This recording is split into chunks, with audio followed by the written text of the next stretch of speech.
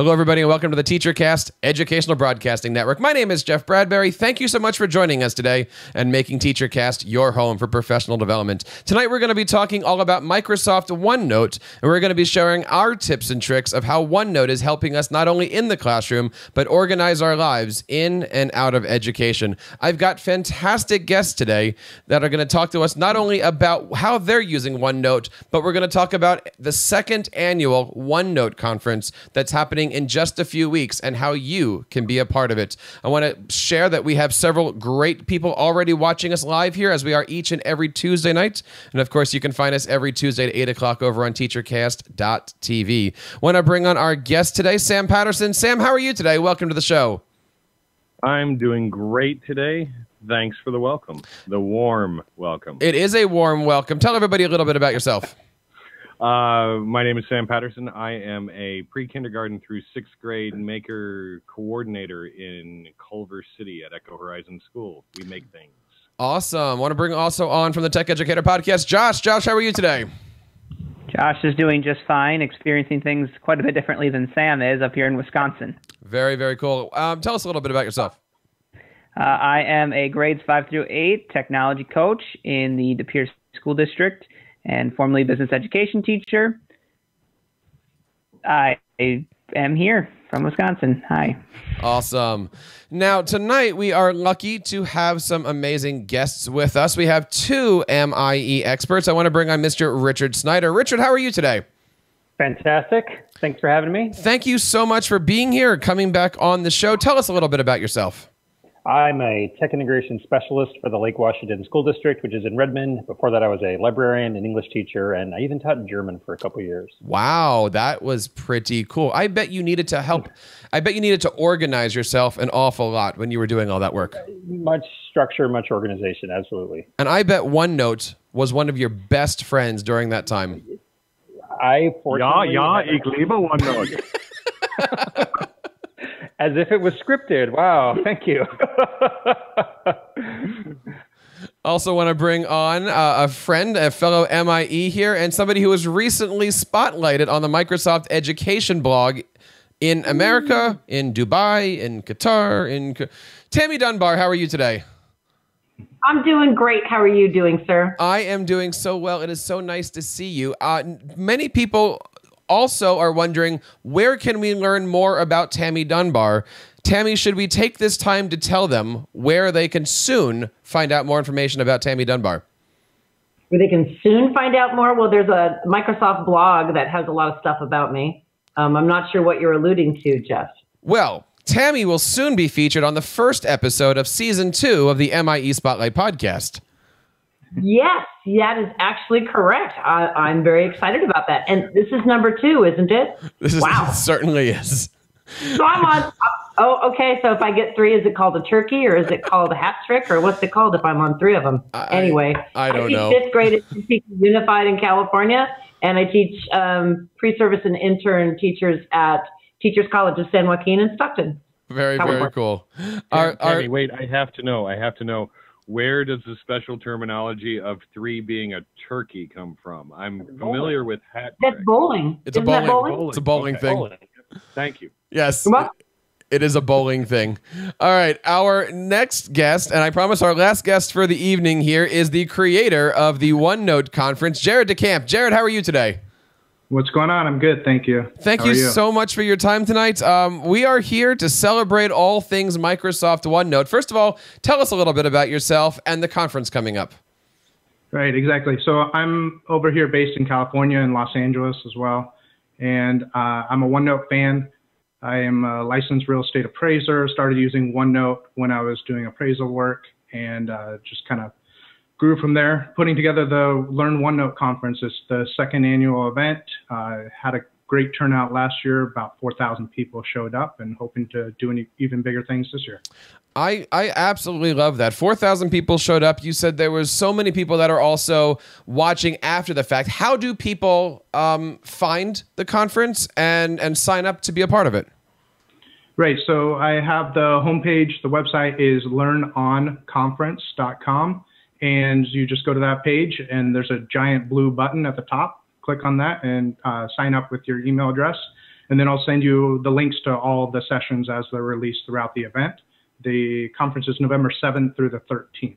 And how many people do you have presenting? Let's talk about the lineup, the star-studded lineup. Okay, it's like Tammy and everybody, right? So tell us a little bit about the lineup of presenters and what some of the topics are. Exactly. So I'm a OneNote fan, but really, like, all the speakers are blowing me away with everything that they have. So I have, in all the advertisements, I have like 25 or more speakers, and there's actually close to 31 or 32 speakers. Outstanding lineup. So Tammy, of course. We have Scott Bricker, which you mentioned was on the call right now. And we have Mike Tolson just signed up from Microsoft to share. So there's tons and tons of names, and all of them are on the Learn On Conference website page. That is absolutely awesome. I am certainly looking forward to it. I'm going to be doing a session on podcasting. A lot of people say, well, how do you do your podcast? How do you keep things organized? We're going to talk a little bit about that. But today, we're going to focus on OneNote and how OneNote can be used in the classroom to keep ourselves organized. We're going to be isolating basically 4 different ways. And one of the ways is to really get inspired by this conference you're doing, Jared.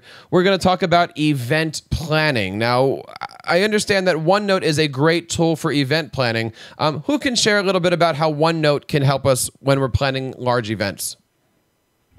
Right. Well, I definitely can, because I'm using it every single day right now to plan it. I'm in it, planning the conference, the online event, but of course, like, it can be used to plan a party or a school carnival or any of that kind of sort of thing. The way that I use it, I always draw back to, I use it exactly like if it was a physical notebook binder that you take off the shelf and use. So I have all my brainstorming in there. I have tables that I've created with lists. And so I can get into some of the specific ways that I use it for the event, if you'd like. Sure. Okay, so one of the things that we did the other day that was pretty exciting, I felt like it was exciting, is we got out the Surface tablet, and my wife is helping me on the conference, and we got out the stylus, and we were able to hand draw some of the workflows and like what emails everybody was going to receive and when they would receive it. And so being able to do that by hand really easily was a huge help. And then it's all right there in the notebook along with all the type notes. And then my wife is a huge fan of the rainbow sparkle writing, so that was kind of cool to see. That's pretty cool. On the rainbow sparkle. Yes, right. plus one on the rainbow sparkles. Now, Josh, you do a lot of planning for your PD in your school. Could you see yourself using Microsoft OneNote to help organize your PD sessions, maybe your show notes that you do? Could you see OneNote maybe creeping into your life as a tech coach? I think it's possible. I know that organization is probably one of the biggest parts of my position, and being in 2 different buildings and having 70, 80 different teachers that I work with, trying to keep things organized. It's always tough trying to find the most efficient or easiest way. I'm not super familiar with OneNote. That's why I'm excited to learn from everybody who's here tonight. But I'm always looking for something that can make my life a little bit easier, make it faster and more efficient for me to plan and organize and be able to recall information and things when I need them. So yeah, definitely is ever going to be the best tool for the job. Well, let's take what Josh just said. He's not too familiar with OneNote. Richard, Tammy, where can people who are new to OneNote go? Where are some of maybe the Twitter hashtags or the Twitter accounts or the websites? Where do we go to learn more about Microsoft OneNote? Well, one of the people you can follow is OneNote Central. She does a lot of work. And of course, you can follow Mike Folson. That is so exciting that Mike is going to be on your conference. Jared, I'm really excited because Mike is the OneNote guru. I have to brag a second. I learned OneNote from Mike. He came to my district and taught several 2-hour classes, and it was, you take basically every bit of knowledge about OneNote condensed in 2 hours, and that was his presentation, and I was hooked from the first 5 minutes. That I could see exactly how it could apply to everything I was doing. So I feel very lucky I learned from him. I have to echo that same thing. I was not a OneNote person. This is even before I was an MIE, and I had contacted Microsoft Education and said, let's do a show on OneNote. I don't know anything. And behold, I had a show with Mike and Ari, and next thing I know, I was absolutely hooked. And what, two amazing educators to learn on here. That got me thinking about other ways to use Microsoft OneNote. Now, Josh had also mentioned, as a tech coach, we plan a lot of team meetings. How can you use Microsoft OneNote to make your team meetings or department meetings or faculty meetings easily organized for your staff members?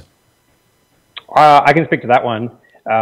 First of all, before I forget, you asked about a place to go learn about OneNote. Just go to OneNote.com. You can actually download the app from there and get lots of guides. But once you have that and start using it, the way that I do my job every day is in OneNote. I'm on probably 4 or 5 different teams that are in constant collaboration, constant communication. We have minutes from our meetings. We have to-do lists. We have resources that we have to keep track of. And every bit of that happens in OneNote, whether that's just a regular OneNote notebook that we all have a link to and share and everyone has full access to it, or I also am in charge of a group of teacher leaders and we do a OneNote class notebook or a OneNote staff notebook. Now that means that I, as like the meeting organizer, maybe add the agenda, all the resources, everything to it, and they access it in their own kind of private section. So like someone could take notes with the agenda, or they could take notes on whatever activity we're doing, and it doesn't affect anybody else's like version of those notes. So you can use it in a couple different ways, but for team meetings, I don't think our team could really survive without OneNote at this point. Now, in addition to team meetings and keeping people organized, Sam, I would assume that having an organizational structure like a OneNote is a great way to organize everything that goes into a makerspace. You've got a lot of stuff that you do there, lots of lessons, lots of activities, lots of ideas. Because with OneNote, you can put in video, audio, pictures, PDFs, text, rainbow-colored pencils, apparently. How could you use OneNote to your advantage to keep all of your stuff organized? Well, I think that if you've got it set up so that it's actually a space where you're helping your students keep track of their information while at the same time able to engage in that necessary dialogue of making, I think that's going to be really how you can use a collaborative platform like that to strengthen what you're doing. You've got the resources right there for them to read and interact with, but at the same time, it's very easy for you to see what they're doing. Now, many people use OneNote in work. Many people use OneNote at home. And the nice thing about OneNote is that you can use it mobily. You can travel with it around. Can somebody talk to us a little bit about how OneNote is used no matter where you are and no matter on what device you're on? Oh, I love OneNote for that purpose. I go to a lot of conferences. I do, like Richard, I do training for NCCE and was just recently at Hack the Classroom. And you've got airline tickets and you've got hotel reservations and recommendations for certain things. So I put everything into my OneNote and then I carry it here on my mobile phone on my app. So when I'm at the airline, boom, there's my QR code. When I go to the hotel, there's my reservation number. This time when I went to Hack the Classroom, I even put the link in for my presentation just in case I lost my presentation. So everything was on there that I needed. And plus, if I'm training for a company like NCCE, I have to keep my receipts.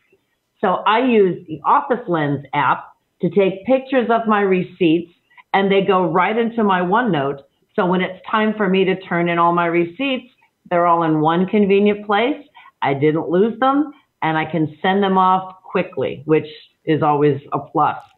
And here's the best thing. I've got all this information in this little tiny OneNote. It's very light. I can travel with it very easily.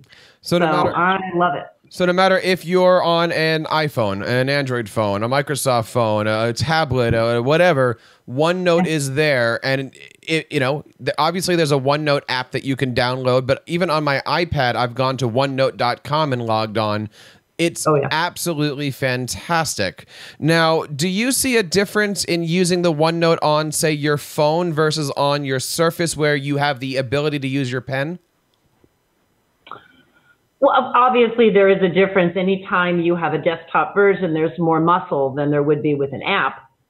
So there is that. But they keep adding more and more things to the app. So I can add video and I can add audio and I can add, Office Lens. And so it's still pretty darn powerful.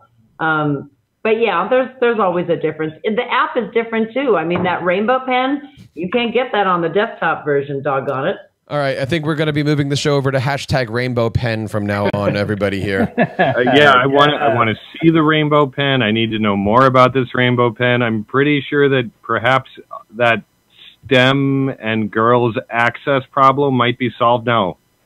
Rainbow pen. You know, the rainbow pen is for everybody, really, but it's definitely in only, you know, actually, we had the OneNote team over at our school the other day, and they talked about the differences between the app and between the desktop program, and you're going to notice majority of the newer features are in the app. Like if you're a math teacher, you can go in and write the math equation. You can solve for X, solve for Y. You can graph it. You can show kids the steps to solving the equation. That's a great thing. Or if you're like me and not a math teacher and sometimes need help with math, then you can have OneNote help you do that too. So, Richard, you can actually write in using the pen and it'll recognize the equations and work it out? You just have to circle it and say, this is a math equation, and then it goes right into it, and it tells you, what do you want to do? Solve for this, graph it, see the steps for solving it, all automatically. That's something I hear from a lot of math teachers about. The nice thing about OneNote is that even if you are a subscriber of, we'll call it the other note-taking app out there, there is a way to import. Has anybody ever tried using the OneNote import method to import stuff from that green company with the elephant? Oh, that company. That company. I haven't used that in so long. Once I learned OneNote, I didn't go back. I will tell you, I have content in both. I'm one of those where sometimes I like working over here and sometimes I like working over there. But there have been many notebooks that I actually imported into OneNote, and I started using this content only in OneNote. One of those ways that I did it is in my podcasting. I love the Green Elephant Company, but it's very limiting to what you can do. One of the nice things about OneNote that I really love is that it has an open, expansive canvas. You can zoom in, you can zoom out, you can put a ton of stuff on there. So I've been using OneNote to organize all of our podcasts, and especially now that we're in season 2 of the MIE Spotlight podcast, there's a plug, you can now go to my OneNote notebook, and I have season 2, season 1. In season 1, I have all of the episodes in there, and much like what I call a brain dump, on each of those notes, I have my guest pictures, I have their bios, I have the company logo, I have everything in there, and it, because you can have a messy canvas, if you will, I like using OneNote so much better to organize my podcast notes, and then I throw in the movies, and then I throw in the audio, and everything is in there in OneNote. Couldn't be easier. And then I made a OneNote of just the links, just the RSS feeds, just the short codes, all of those different things that I do. And I got to tell you, it is absolutely, it's a game changer. It's saved me time with the way that I'm doing things. I also love the fact, and Tammy, maybe you can help me out with this, it's collaborative. We can both be working on these OneNotes at the same time. Do you use collaborative notes with your kids? Occasionally we do. Recently we used the collaboration space in the classroom OneNote for, we did a Lifelike, which is a great little app and online program as well. But we used Lifelike and had students bring in what they created into the collaborative area. You always have to monitor that. Sometimes kids, you know, a little too much kiddie, but it's really nice because it gives a voice to the students who don't normally speak up, and they can put their stuff in the collaborative area and share it out with the rest of the classroom. But I was going to speak, since you're back to school, I was going to mention that our SST team, when we get together for student success teams or for individual education plans, and we talk about students, there are a lot of times where we can't all meet at the same time, but we know that action needs to be taken. So we have a OneNote where each teacher and counselor and resource teacher puts in his or her observations into the OneNote under the student's name. We publish scores, you know, that the student has gotten from various, you know, ConnectEd, Scholastic, and then we can all take a look at it and make a determination even without having a meeting. I mean, we'll eventually have to have a meeting, but at least we can agree on a way to go forward. And then when we do have the meeting and the families are there, the meetings are often not in the school office. The meetings are often in the resource teacher's office, and it's after school hours. And, oh, I'm so sorry, that form is in the office that your student needs counseling or your student needs this or that. And so we'll have to get it to you. Not so with OneNote. So in our OneNote, we have all the forms that parents need just in case they need to sign it. And guess what? Digital inking. So we can open it up in OneNote. They can digitally sign it. We can email it to the parties that need to get it, including the parents. So OneNote is a lifesaver when it comes to student success teams. Now we're going to move on to a new segment of our show, one that Josh likes a lot. It's called, But Can You Do That in Chrome?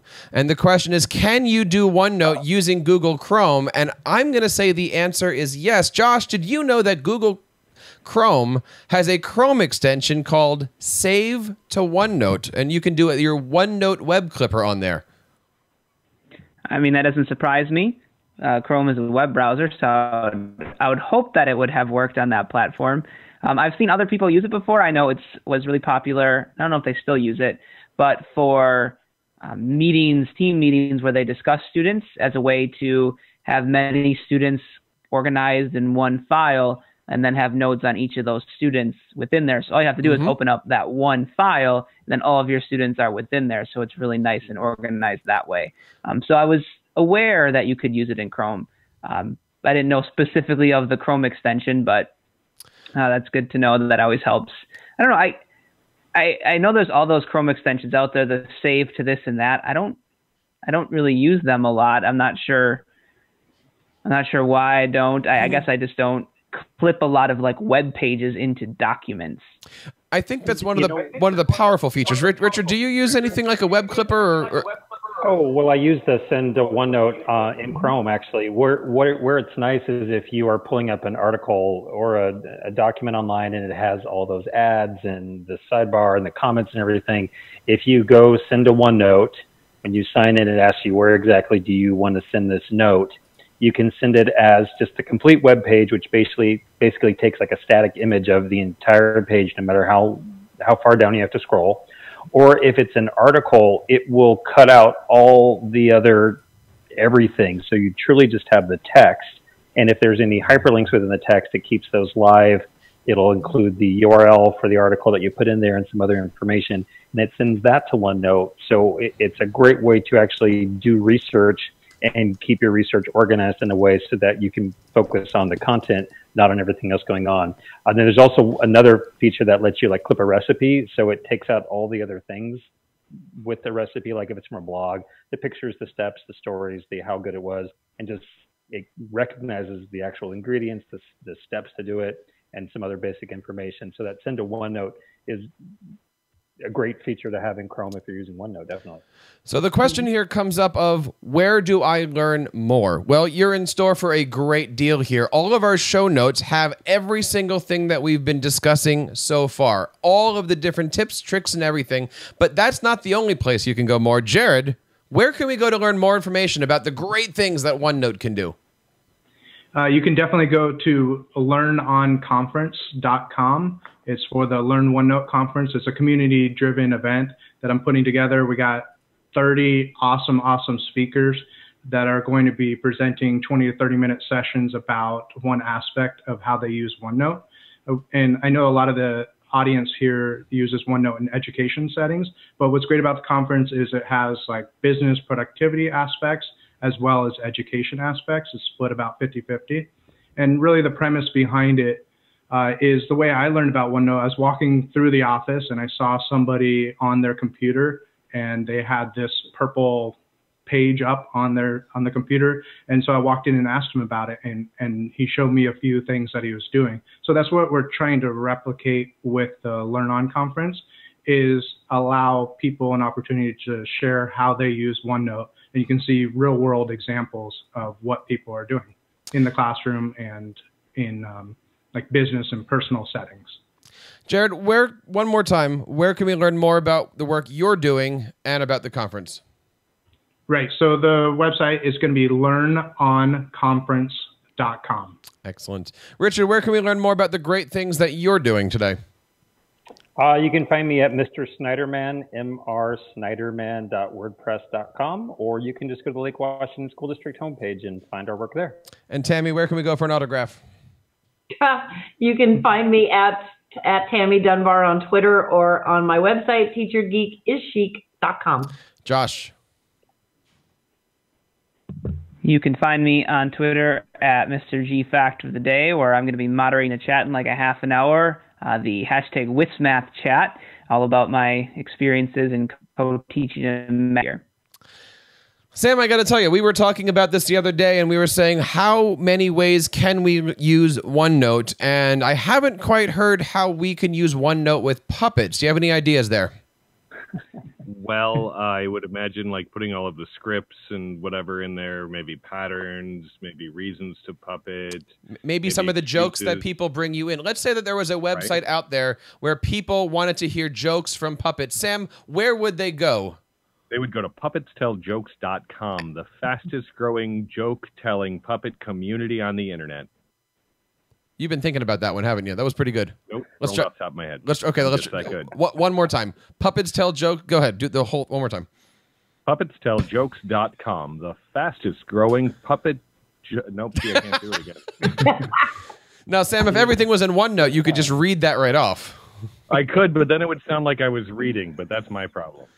You know, I got to tell you, for the last couple of years, I've been a OneNote user. It has certainly not only helped me to organize everything that's going on in TeacherCast, but really keep me where I belong, which is in front of my kids, in front of my students, and less time organizing in front of my computer. It's absolutely been an amazing app. Check out the OneNote conference, learnonconference.com. You can also go and follow on Twitter, Microsoft EDU, or simply go to education.microsoft.com and learn about all the great ways that Microsoft and Office 365 can be used in your classroom. Of course, you can always use the hashtag OneNote also. Now, before we go, Tammy, there's a question in the chat box here, which is, what is up with all of those capes? How do I get a cape? Is there a special way that anybody can reach out and get a cape? Because I mean, my kids run around in capes. How do people get capes?